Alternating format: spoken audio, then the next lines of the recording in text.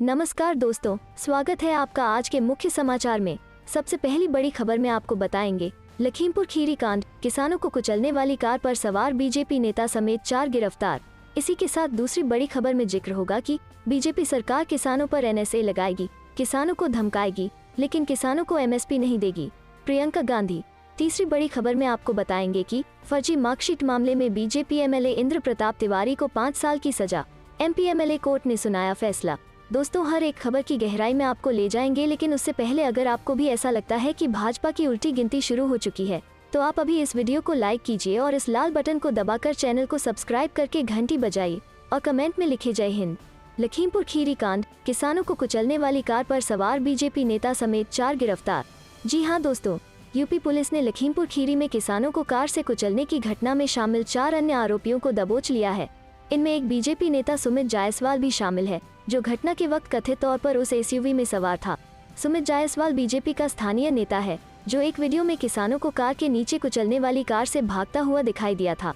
सुमित जायसवाल ने उल्टे अज्ञात किसानों के खिलाफ एफआईआर दर्ज करा रखी है, जिसमें उनके ड्राइवर, दोस्त और 2 बीजेपी हत्याओं की पीट कर हत्या कर देने का आरोप है। इस केस में केंद्रीय मंत्री अजय मिश्रा के पुत्र आशीष मिश्रा पहले ही गिरफ्तार हैं। लखीमपुर खीरी में 4 किसानों और एक पत्रकार की इस घटना में मौत हो गई थी, जबकि 3 अन्य की मौत पीट कर देने का आरोप प्रदर्शनकारी किसानों पर लगा है। लखीमपुर खीरी में यह कांड 3 अक्टूबर को हुआ था, जिसके बाद पूरे देश में गुस्सा फूटा था। सुमित जायसवाल के अलावा शिशुपाल, नंदन सिंह बिष्ट और सत्यप्रकाश त्रिपाठी को लखीमपुर खीरी पुलिस और क्राइम ब्रांच की स्वात टीम ने पकड़ा है। वरिष्ठ पुलिस अधिकारी प्रशांत कुमार ने कहा कि सत्यप्रकाश त्रिपाठी के पास से लाइसेंसी रिवाल्वर और 3 कारतूस भी बरामद किए गए हैं। इस केस में यूपी पुलिस गृह राज्य मंत्री अजय मिश्रा टेनी के बेटे आशीष मिश्रा को पहले ही गिरफ्तार कर चुकी है। किसानों को कुचलने की वाली घटना के कई वीडियो सोशल मीडिया पर जारी हुए हैं। इन्हीं में से एक में सुमित जायसवाल एसयूवी के अंदर से निकलकर भागता हुआ दिखाई दिया था, जिसके बाद बयानों के आधार पर उसकी पहचान हुई।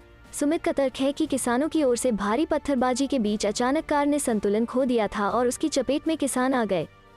चलते हैं अगली खबर की तरफ। बीजेपी सरकार किसानों पर एनएसए लगाएगी, किसानों को धमकाएगी, लेकिन किसानों को एमएसपी नहीं देगी, प्रियंका गांधी। जी हां दोस्तों, किसानों को लेकर कांग्रेस महासचिव प्रियंका गांधी ने एक बार फिर योगी सरकार पर निशाना साधा है। प्रियंका गांधी ने दावा किया है कि मोदी सरकार किसानों में एमएसपी नहीं दे रही है, जिस वजह से किसानों को नुकसान पर फसलों को बेचना पड़ रहा है। प्रियंका गांधी ने कहा, बीजेपी सरकार किसानों पर एनएसए लगाएगी, किसानों को धमकाएगी, लेकिन किसानों को एमएसपी नहीं देगी।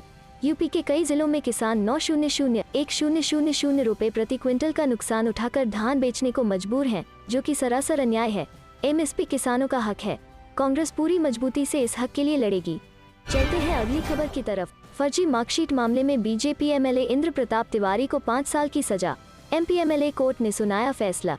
जी हां दोस्तों, यूपी के गोसाईगंज विधानसभा से बीजेपी विधायक इंद्र प्रताप तिवारी खब्बू के खिलाफ कॉलेज में दाखिले के लिए फर्जी मार्कशीट का इस्तेमाल करने के 28 साल पुराने एक मामले में सोमवार को स्पेशल कोर्ट ने 5 साल कैद की सजा सुनाई है। विशेष जज पूजा सिंह ने फैसला सुनाया और एमपी एमएलए कोर्ट में मौजूद तिवारी को हिरासत में लेकर जेल भेज दिया गया। दरअसल 1992 में जाली दस्तावेजों का प्रयोग करते हुए अगली कक्षा में प्रवेश लेने का आरोप लगाते हुए तत्कालीन प्राचार्य यदुवंश राम त्रिपाठी ने थाना राम जन्मभूमि में मुकदमा दर्ज कराया था। इसमें यह सजा हुई। उनके साथ में 2 अन्य कृपानिधान तिवारी और फूलचंद यादव को भी 5 साल की सजा सुनाई गई है। साकेत के तत्कालीन प्राचार्य यदुवंश राम त्रिपाठी ने अपनी शिकायती पत्र में कहा था कि 3 छात्रों ने अपने फर्जी मार्कशीट के आधार पर प्रवेश प्राप्त किया था। इसमें फूलचंद यादव ने बीएससी भाग 1 परीक्षा 1886 मूल परीक्षा में फेल रहे, बैक पेपर के बाद भी फेल रहे। इस कारण वो बीएससी भाग 2 में प्रवेश योग्य नहीं थे, परंतु उन्होंने विश्वविद्यालय की ओर से जारी बैक पेपर रिजल्ट में हेरफेर कर और षड्यंत्र के आधार पर बीएसएसी 2 भी कक्षा में प्रवेश प्राप्त कर लिया। इंद्र प्रताप तिवारी खब्बू बीएसएसी भाग 2 की 1990 में भूतपूर्व छात्र के रूप में परीक्षा दी और फेल हो गए। चलते हैं अगली खबर की तरफ। आसानी से अपराध करने के मामले में यूपी अव्वल, अखिलेश यादव। जी हां दोस्तों, समाजवादी पार्टी सपा के अध्यक्ष अखिलेश यादव ने कहा कि उत्तर प्रदेश आसानी से अपराध करने के ग्राफ में सबसे ऊपर है। शाहजहांपुर की घटना का जिक्र करते हुए सपा प्रमुख ने सत्तारूढ़ भाजपा पर हमला किया और कहा कि हत्या ने मुठभेड़ सरकार के अपराध और अपराधियों के प्रति जीरो टॉलरेंस के लंबे दावों को उजागर किया है। अखिलेश ने कहा, भाजपा सरकार के तहत उत्तर प्रदेश ने अपराध के मामले में नंबर 1 स्थान हासिल किया है। एसपी ने राज्य सरकार पर आगरा के एक पुलिस थाने से 25 लाख रुपए से अधिक की नकद चोरी मामले पर भी हमला किया। जहां बदमाशों ने मालखाना स्ट्रांग रूम के ताले तोड़ दिए थे और थाने में रखी नकदी के साथ फरार हो गए थे। कुछ समय पहले आगरा में रेलवे के एक शीर्ष ठेकेदार के आवास पर छापेमारी करने के बाद चोरी की नकदी बरामद हुई है। सपा अध्यक्ष ने कहा कि अगर पुलिस थाना सुरक्षित नहीं है तो कोई और स्थान की कल्पना कर लीजिए। अखिलेश ने अपराध पीड़ितों के प्रति बढ़ती संवेदनहीनता के लिए सरकार पर हमला बोला। उन्होंने एक उदाहरण का हवाला दिया जिसमें एक महिला अपने पति का पता लगाने के लिए पुलिस स्टेशन गई थी, जो 10 दिनों से अधिक समय से लापता था। अखिलेश ने एक ट्वीट में कहा, पुलिस ने महिला की मदद करने के बजाय उसे किसी और से शादी करने का विकल्प तलाशने की सलाह दी। सपा अध्यक्ष ने एक महिला की मीडिया रिपोर्टरे का भी हवाला दिया, जिसने हाल ही में एक पुलिस स्टेशन के अंदर जहर खा लिया था, जब पुलिस ने कथित तौर पर उसके संसदीय क्षेत्र आजमगढ़ में स्थानीय गुंडों द्वारा यौन उत्पीड़न की उसकी शिकायत पर कार्रवाई करने से इनकार कर दिया था। चलते हैं अगली खबर की तरफ। पंजाब सरकार ने माफ किए पानी के पुराने बिल, अब हर महीने देने होंगे सिर्फ 50 रुपए। जी हाँ दोस्तों, पंजाब सरकार ने ग्रामीण और शहरी इलाकों में लोगों को बड़ी राहत दी है। राज्य सरकार ने पानी के सभी श्रेणी के बकाया बिल माफ कर दिए हैं। इसके साथ सरकारी ट्यूबवेलों के भी बकाया बिलों की अदायगी सरकार करेगी। सरकार ने शहरी और ग्रामीण क्षेत्रों में पानी का मासिक बिल 166 रुपए से घटाकर 50 रुपए तय कर दिया गया है। सरकार के इस फैसले से शहरी इलाकों में 25 लाख परिवार लाभान्वित होंगे और खजाने पर हर साल 700 करोड़ रुपए का भार बढ़ेगा। चन्नी सरकार की कैबिनेट ने सभी ग्रामीण जलापूर्ति स्कीमों की सेवा दरों में 70% की कटौती करने की मंजूरी दे दी है। ग्रामीण जलापूर्ति स्कीमों के बिजली बिलों के 1168 करोड़ रुपए के बकाये का निपटारा करने के लिए बजटीय सहायता या अनुदान के द्वारा फंड मुहैया करवाने का फैसला भी किया गया। शहरी इलाकों में रह रहे लोगों को भी बड़ी राहत देते हुए सरकार ने नगर काउंसिल, नगर पंचायतों और नगर निगमों में 125 गज से अधिक के प्लॉट वाले सभी वर्गों के घरेलू कनेक्शनों के लिए पानी की प्रयोग दर घटाकर 50 रुपए प्रति माह करने का फैसला किया है। गौरतलब है कि शहरी इलाकों में 125 गज तक के प्लॉट वालों को पानी और सीवरेज की दरों की अदायगी करने से पहले ही छूट दी जा चुकी है। इन रियायतों से शहरी इलाकों में 25 लाख परिवारों को लाभ पहुंचेगा। इसी तरह शहरों में घरेलू कनेक्शनों के लिए जलापूर्ति और सीवरेज दरों के बकाये भी माफ करने का फैसला किया है। सरकार ने ग्रुप डी कर्मचारियों की भर्ती रेगुलर आधार पर करने के लिए हरी झंडी दे दी है, जिससे उनकी सुरक्षित नौकरी होने की काफी पुरानी मांग पूरी हो जाएगी। चलते हैं अगली खबर की तरफ। घाटी में बिहारी मजदूरों की हत्या पर केंद्र को नीतीश की नसीहत और मजबूती से कसे आतंक पर नकेल। जी हाँ दोस्तों, मुख्यमंत्री नीतीश कुमार ने कहा कि आतंकी घटनाओं पर रोक लगाने के लिए जम्मू कश्मीर को और मजबूती व बुलंदी के साथ काम करना होगा। इन घटनाओं के जिम्मेदार लोगों पर पूरे तौर पर कार्रवाई होनी चाहिए। इसके लिए सरकार को निरंतर सचेत रहने की जरूरत है। सोमवार को जनता के दरबार में मुख्यमंत्री कार्यक्रम के बाद जम्मू कश्मीर में आतंकवादियों द्वारा बिहार के मजदूरों की हत्या को लेकर पत्रकारों के सवाल पर मुख्यमंत्री बोल रहे थे। आतंकवादियों द्वारा बाहर के लोगों को कश्मीर छोड़ने का अल्टीमेटम दिए जाने के सवाल पर मुख्यमंत्री ने कहा कि ऐसा अल्टीमेटम देने का किसी को अधिकार नहीं है। पूरा देश एक है, जम्मू कश्मीर भी देश का अंग है। अल्टीमेटम देने वाले आतंकवादियों के खिलाफ जम्मू कश्मीर प्रशासन को कड़ी कार्रवाई करनी पड़ेगी, ताकि आगे से ऐसा काम कोई नहीं कर पाए। उन्होंने कहा कि कल शाम को घटना की जानकारी मिलते ही हमने जम्मू कश्मीर के उपराज्यपाल मनोज सिन्हा से बात की और उन्होंने आश्वासन दिया है कि प्रशासन इसको लेकर पूरी तरह से गंभीर है, दोषियों पर कार्रवाई होगी। चलते हैं अगली खबर की तरफ। मोदी पेट्रोल की कीमत और चीन पर बोलने से डरते हैं, असदुद्दीन ओवैसी ने पीएम पर कसा तंज। जी हाँ दोस्तों, एआईएमआईएम प्रमुख और हैदराबाद से सांसद असदुद्दीन ओवैसी ने प्रधानमंत्री नरेंद्र मोदी पर निशाना साधा है। असदुद्दीन ओवैसी ने पेट्रोल और डीजल के दामों में बढ़ोतरी और चीन का लद्दाख में बैठने के मुद्दे पर पीएम मोदी पर तंज कसा है। ओवैसी ने कहा, पीएम मोदी कभी भी दो चीजों पर नहीं बोलते हैं, पहला पेट्रोल और डीजल की कीमतों में वृद्धि और दूसरा चीन लद्दाख में हमारे क्षेत्र में बैठा है। चीन पर बोलने से डरते हैं पीएम मोदी। असदुद्दीन ओवैसी ने 24 अक्टूबर को भारत और पाकिस्तान के बीच होने वाले T20 मैच को लेकर भी पीएम मोदी पर निशाना साधा है। असदुद्दीन ओवैसी ने कहा, पीएम मोदी, जम्मू कश्मीर में हमारे 9 सैनिक मारे गए हैं और 24 अक्टूबर को भारत पाकिस्तान T20 मैच होगा। असदुद्दीन ओवैसी से पहले गिरिराज सिंह और तारकिशोर प्रसाद ने कहा था कि 24 अक्टूबर को भारत पाकिस्तान का मैच नहीं होना चाहिए। चलते हैं अगली खबर की तरफ। केजरीवाल और अखिलेश के नक्शे कदम पर चले शिवपाल, कहा सरकार बनी तो देंगे 300 यूनिट फ्री बिजली। जी हाँ दोस्तों, 2022 के अंदर उत्तर प्रदेश में विधानसभा चुनाव होने हैं। चुनाव से पहले यूपी में जनता के सामने नेता वादों की झड़ी लगा रहे हैं। कुछ दिनों पहले आम आदमी पार्टी आप के नेता मनीष सिसोदिया और समाजवादी पार्टी एसपी के अध्यक्ष अखिलेश यादव ने यूपी में 300 यूनिट फ्री बिजली देने का वादा किया था। तो वहीं अब इस कड़ी में प्रगतिशील समाजवादी पार्टी लोहिया के राष्ट्रीय अध्यक्ष शिवपाल सिंह यादव का नाम भी जुड़ गया है। सामाजिक परिवर्तन यात्रा को लेकर कालपी पहुंचे शिवपाल सिंह यादव ने मीडिया से बात करते हुए कहा, प्रसपा की सरकार बनी तो 300 यूनिट बिजली फ्री दी जाएगी। दरअसल सामाजिक परिवर्तन यात्रा सोमवार 18 अक्टूबर को जालौन के कालपी पहुंची। कालपी में मीडिया से बात करते हुए प्रगतिशील समाजवादी पार्टी लोहिया के राष्ट्रीय अध्यक्ष शिवपाल सिंह यादव ने प्रदेश की योगी सरकार पर तीखा हमला बोला। बीजेपी पर तंज करते हुए शिवपाल यादव ने कहा कि इस सरकार में महंगाई चरम पर पहुंच गई है। मौजूदा समय में प्रदेश की जनता भ्रष्टाचार व बेरोजगारी से परेशान है। खाद व बीज के दाम बढ़ गए हैं। निजीकरण के नाम पर रेल, टेलीफोन, एयरपोर्ट सब पूंजीपतियों को सौंपे जा रहे हैं। इस दौरान शिवपाल यादव ने कहा कि यदि इस बार प्रदेश में प्रसपा की सरकार बनी तो 300 यूनिट बिजली फ्री दी जाएगी। प्रत्येक परिवार के एक नौजवान को सरकार नौकरी दी जाएगी। नौकरी न मिलने वाले युवा को स्नातक उत्तीर्ण होने के बाद रोजगार स्थापित करने के लिए 5 लाख रुपए तक की सरकारी मदद दी जाएगी। जनसभा के बाद प्रसपा अध्यक्ष सामाजिक परिवर्तन रथ में बैठकर जालौन जनपद की ओर रवाना हो गए। इसके पहले मीडिया से बातचीत करते हुए प्रसपा अध्यक्ष ने कहा कि भाजपा को सत्ता से हटाने के लिए समाजवादी पार्टी व अन्य समान विचारधारा वाले दलों से गठबंधन करने के लिए बातचीत चल रही है। गृह राज्य मंत्री की गिरफ्तारी पर अड़े टिकैत, बोले सफल रहा रेल रोको आंदोलन। आगे की अपनी रणनीति पर कही बड़ी बात। जी हां दोस्तों, किसान नेता राकेश टिकैत ने रेल रोको आंदोलन को सफल बताया। टिकैत ने कहा कि आज का किसानों का रेल रोको आंदोलन सफल रहा और अब आगे की रणनीति के लिए कार्यक्रम बनाएंगे। उन्होंने कहा कि जब तक लखीमपुर खीरी मामले में आरोपी गृह राज्य मंत्री अजय मिश्रा टेनी इस्तीफा नहीं देता और उन्हें गिरफ्तार नहीं किया जाता, हम पीछे नहीं हटेंगे। वो आईपीसी की धारा 120B के तहत आरोपी हैं, ऐसे में वो खुले में नहीं घूम सकते। भारतीय किसान यूनियन के नेता राकेश टिकैत ने कहा, गृह राज्य मंत्री जांच को प्रभावित करेंगे क्योंकि मामला उनके खिलाफ है, इसलिए वो खुद को बचाने की कोशिश करेंगे। भारत सरकार को उनका इस्तीफा लेना चाहिए। अगर वो निर्दोष साबित होते हैं तो वे उन्हें फिर से मंत्री बना सकते हैं। दरअसल संयुक्त किसान मोर्चा ने उत्तर प्रदेश के लखीमपुर खीरी में हुई हिंसा के संबंध में केंद्रीय मंत्री अजय मिश्रा को बर्खास्त करने तथा आरोपियों को गिरफ्तार करने की मांग को लेकर 6 घंटे के रेल रोको आंदोलन की घोषणा की थी। इसके बाद संयुक्त किसान मोर्चा ने सोमवार को देश भर में रेल रोको आंदोलन चलाया, जिसका असर कई राज्यों में देखने को मिला। इस आंदोलन के कारण बड़ी संख्या में ट्रेनों को रद्द करना पड़ा, वहीं कुछ ट्रेनों को आंशिक रूप से रद्द किया गया। इसके कारण उत्तर पश्चिम रेलवे के अधीन आने वाले कुछ खंडों में रेलों के आवागमन पर भी पड़ा। उत्तर रेलवे के CPRO ने कहा, उत्तर रेलवे मंडल में 130 स्थानों पर प्रदर्शन का असर पड़ा है और 50 ट्रेनों का संचालन बाधित है। चलते हैं अगली खबर की तरफ। शाहजहांपुर में हत्या पर प्रियंका गांधी ने कहा, अब वकील भी असुरक्षित। जी हां दोस्तों, शाहजहांपुर में सोमवार को दिन दहाड़े वकील की हत्या पर कांग्रेस नेता प्रियंका गांधी ने शासन पर तंज कसा है। उन्होंने ट्वीट करके कहा कि कानून न्याय लोकतंत्र के आधार हैं। शाहजहांपुर में कोर्ट परिसर में दिन दहाड़े वकील की हत्या ने एक बार फिर बता दिया कि उत्तर प्रदेश में कोई भी सुरक्षित नहीं है, न महिलाएं, न किसान, अब वकील भी नहीं। प्रियंका गांधी के ट्वीट पर अलग अलग तरह की प्रतिक्रियाएं आ रही हैं।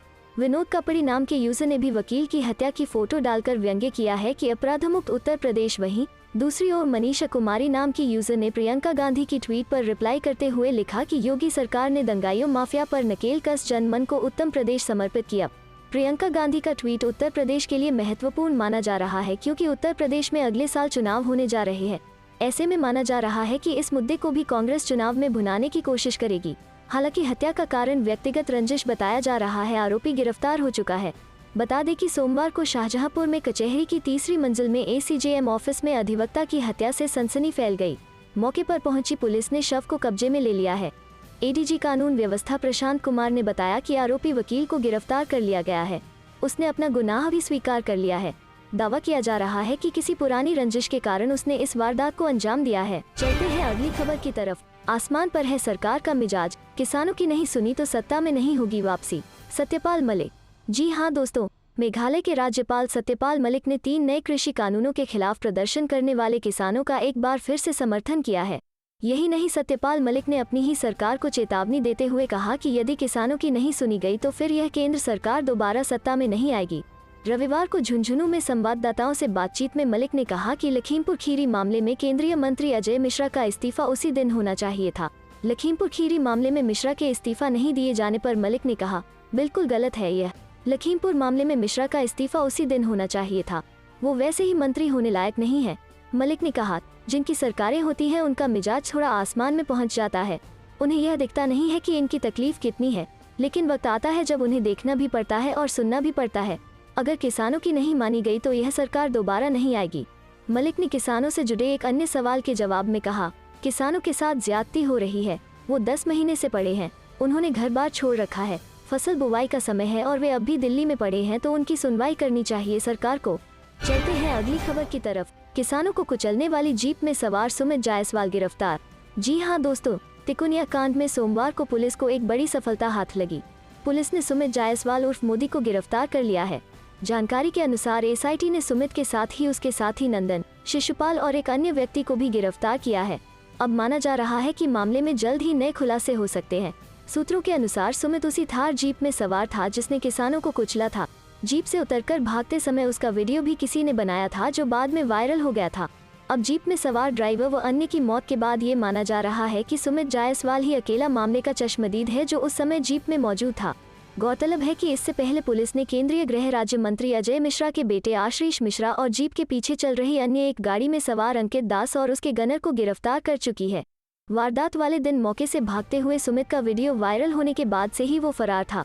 पुलिस लगातार उसकी तलाश कर रही थी, लेकिन सूत्रों के अनुसार वो भूमिगत हो गया था और उसकी लोकेशन ट्रेस नहीं हो रही थी। अब पुलिस का मानना है कि सुमित की गिरफ्तारी के साथ ही मामले में कई बड़े राज खुलेंगे। साथ ही ये भी स्पष्ट हो सकेगा कि घटना के समय गाड़ी में कौन कौन मौजूद थे। चलते हैं अगली खबर की तरफ। केंद्रीय गृह राज्य मंत्री अजय मिश्रा ने लखीमपुर हिंसा के लिए पुलिस को ठहराया जिम्मेदार। सपा ने योगी सरकार को घेरा। जी हाँ दोस्तों, केंद्रीय गृह राज्य मंत्री अजय मिश्रा टेनी ने रविवार को लखीमपुर हिंसा में 3 बीजेपी कार्यकर्ताओं की निर्मम हत्या के लिए जिला प्रशासन और पुलिस को जिम्मेदार ठहराया।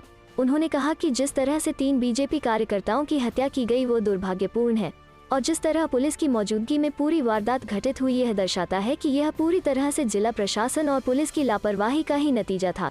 केंद्रीय मंत्री ने कहा कि किसानों को सड़क पर कब्जा करने की अनुमति दी गई और उसके बाद रूट को बैरिकेड भी नहीं किया गया। बीजेपी का एक कार्यकर्ता श्याम सुंदर निषाद, जो कि पुलिस के सामने जिंदा था और वो एम्बुलेंस के पास भी पहुंच गया, लेकिन उसे खींचकर मार दिया गया। दोषी पुलिस वाले बख्शे नहीं जाएंगे और सरकार को उनके खिलाफ भी जांच करनी चाहिए। मिश्रा ने ये बात सिघा खुर्द गांव में एक प्रार्थना सभा के दौरान कही। केंद्रीय गृह राज्य मंत्री ने लखीमपुर हिंसा में मारे गए हरिओम मिश्रा, श्याम सुंदर निषाद और शुभम मिश्रा को अपनी श्रद्धांजलि दी। इस मौके पर बीजेपी विधायक योगेश वर्मा, बीजेपी के पूर्व जिलाध्यक्ष श्यामजी पांडेय, विहिप के जिलाध्यक्ष संजय मिश्रा समेत अन्य लोग मौजूद रहे। बता दें, इस मामले में मिश्रा के बेटे आशीष मिश्रा को पुलिस गिरफ्तार कर चुकी है और एसआईटी जांच जारी है। इस कांड में अब तक 6 लोगों की गिरफ्तारी हो चुकी है। चलते हैं अगली खबर की तरफ। बीएसएफ के अधिकार क्षेत्र पर केंद्र के फैसले को स्वीकार नहीं करेंगे, मुख्यमंत्री चरणजीत सिंह चन्नी। जी हां दोस्तों, पंजाब के मुख्यमंत्री चरणजीत सिंह चन्नी ने सोमवार को कहा कि उनकी सरकार बीएसएफ के अधिकार क्षेत्र को सीमा से मौजूदा 15 किलोमीटर से बढ़ाकर 50 किलोमीटर करने के केंद्र के फैसले को स्वीकार नहीं करेगी, क्योंकि यह संघवाद के खिलाफ है। कैबिनेट की बैठक के बाद यह मीडिया को जानकारी देते हुए उन्होंने कहा कि चूंकि कानून व्यवस्था राज्य का विषय है, इसलिए केंद्र सरकार पंजाब को विश्वास में लिए बिना अपना फैसला पंजाब पर नहीं थोप सकती। उन्होंने कहा कि राज्य पुलिस बल कानून एवं व्यवस्था की स्थिति को संभालने के लिए पूरी तरह से सक्षम है। बीएसएफ की व्यापक तैनाती के संवेदनशील मुद्दे पर लोगों की धार्मिक भावनाओं के साथ खिलवाड़ करने के लिए शियद अध्यक्ष सुखबीर बादल की आलोचना करते हुए चन्नी ने उनसे हरमंदिर साहिब और अन्य धार्मिक स्थलों पर केंद्रीय बलों के प्रवेश का जिक्र करते हुए भड़काऊ बयान देने से बचने का आग्रह किया। उन्होंने शियद अध्यक्ष से कहा, बीएसएफ मुद्दे की आड़ में लोगों की धार्मिक भावनाओं को आहत करके पंजाब को आतंकवाद के दिनों में वापस न धकेलें, क्योंकि राज्य के युवाओं को आतंकवाद का रास्ता अपनाने के लिए गुमराह करने के लिए अकाली दल ही पूरी तरह जिम्मेदार है। इस मामले में उनके आक्रामक बयान के लिए सुखबीर बादल के परोक्ष संदर्भ में चन्नी ने कहा, जो कोई भी अपने निहित स्वार्थों को आगे बढ़ाने के लिए इस तरह के संवेदनशील मुद्दों को उठाता है, वो न केवल पंजाब का बल्कि देश का भी सबसे बड़ा दुश्मन है। उन्होंने कहा कि स्थिति अब मांग कर रही है कि इस मुद्दे पर जनता के मन में पैदा हुई आशंकाओं को दूर किया जाए और इसके लिए राज्य मंत्रिमंडल की एक विशेष बैठक जल्द ही बुलाई जाएगी और यदि आवश्यक हो तो एक सर्वदलीय बैठक में इस मुद्दे पर पूरी तरह से चर्चा की जाएगी। चन्नी ने कहा कि अगर समस्या का समाधान नहीं होता है तो विधानसभा का विशेष सत्र बुलाया जाएगा। मुख्यमंत्री ने कहा कि अति आवश्यक पट्टी मखू रेल लिंक के लिए किसानों को उचित मुआवजा देकर उनसे ली गई आवश्यक भूमि जल्द ही केंद्र को उपलब्ध कराई जाएगी। चलते हैं अगली खबर की तरफ। कश्मीर पर बिहार में तेज हुआ सियासी संग्राम, तेजस्वी की नीतीश को खुली चिट्ठी के बाद मुआवजे पर तीखा बयान। जी हां दोस्तों, बिहार की राजनीति में कश्मीर किलिंग पर संग्राम तेज होता जा रहा है। नेता प्रतिपक्ष तेजस्वी यादव ने सीधे सीएम नीतीश कुमार को निशाने पर ले रखा है। तेजस्वी ने कश्मीर में मजदूरों की हत्या से बिहार में पलायन को जोड़ा है। तेजस्वी ने इसको लेकर मुख्यमंत्री नीतीश कुमार को लंबी चौड़ी चिट्ठी लिखी है। तेजस्वी ने लिखा है कि इन सभी बिहारवासियों की नृशंस हत्या के दोषी आप और आपकी निकम्मी सरकार है। अगर आपकी सरकार ने पिछले 16 साल से किए जा रहे सुशासन के दावे के अनुरूप सचमुच रोजगार सृजन पर गंभीरता से कुछ भी किया होता तो इनकी भांति करोड़ों बिहारवासियों को हर वर्ष पलायन के लिए विवश नहीं होना पड़ता।